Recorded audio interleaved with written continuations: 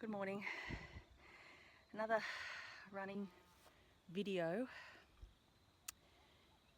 I know I haven't done like the actual how to run yet, and today's not going to be that day because today I'm running on Struggle Street, and I just wanted to share a little bit about that because it happens.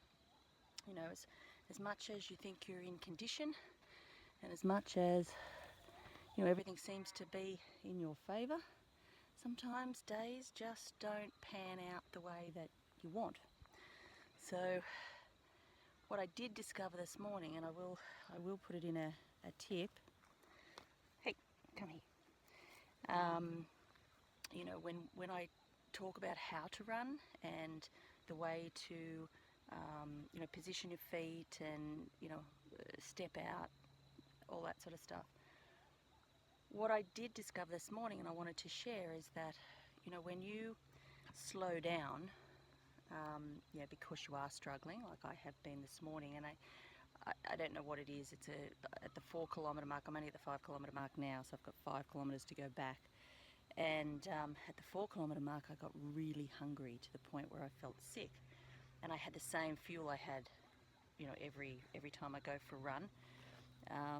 So sometimes I guess that just happens. We've had really hot weather. I've been well hydrated, so that shouldn't be a problem.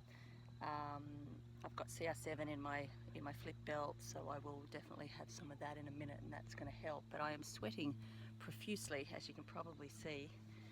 And while I do sweat, I don't normally start to sweat profusely at sort of the 2 kilometre mark. So I'm thinking maybe the humidity or something has got something to do with that. We had lots of rain overnight. So, but that's beside the point. The thing is that what I discovered is that as I was running slowly, the slower you go, and I know this is hard to hear for new people, but the slower you go, the heavier, at least for me, the heavier I am on my feet. So that doesn't help my knees if I have some sort of knee pain, and that's usually where I feel my runs. I don't get sore legs necessarily, but the muscle on either side of my knee, so it's not an injury, it's just muscle soreness, but that's where I feel it. So it's sort of around my knees. So it's really important for me to get the right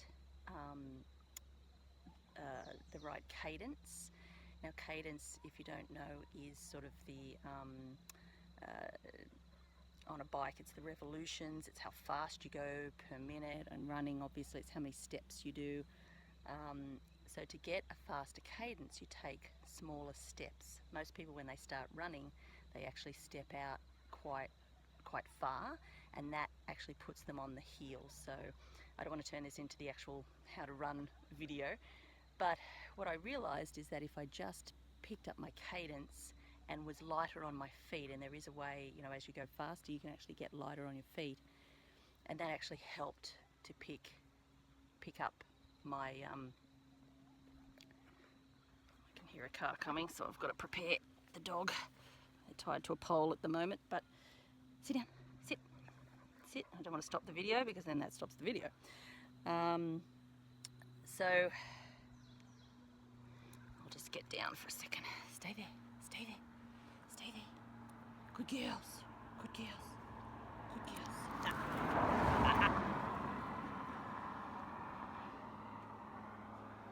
So that's what I have to put up with. I don't know whether you saw me there, but she takes off after cars. So that's the other thing. Everyone's back at work, school's back, so there's a lot more traffic at the moment. So I have to stop all the time. So that probably hasn't helped either.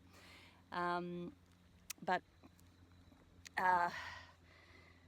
what was I saying? So the cadence, when I run a little bit faster and take smaller steps, I can be lighter on my feet, and that's sort of a practicing skill, if you like.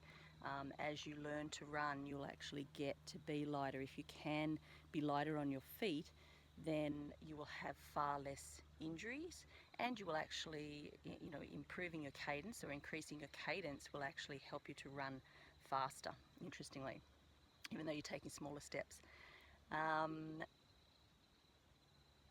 There was something else I was going to say as well that I thought of. The other thing too, really is the mindset. You know, you can't help but talk to yourself when you're running, when you're out there running. I talk to the dogs, but I also talk to myself. And the thing is that you've got to make sure that you're saying all the right things. And sometimes the self-talk is the most important thing. So when I start out and I know that I'm struggling, then it actually becomes a bit of an exercise for me to make sure that I'm changing my inner vocabulary and saying positive things. So, you know, the thing is that I was thinking, oh, I'm on struggle street. So straight away, that's of course where I am. I am struggling. So, you know, you have to change your mindset, and that's not always easy.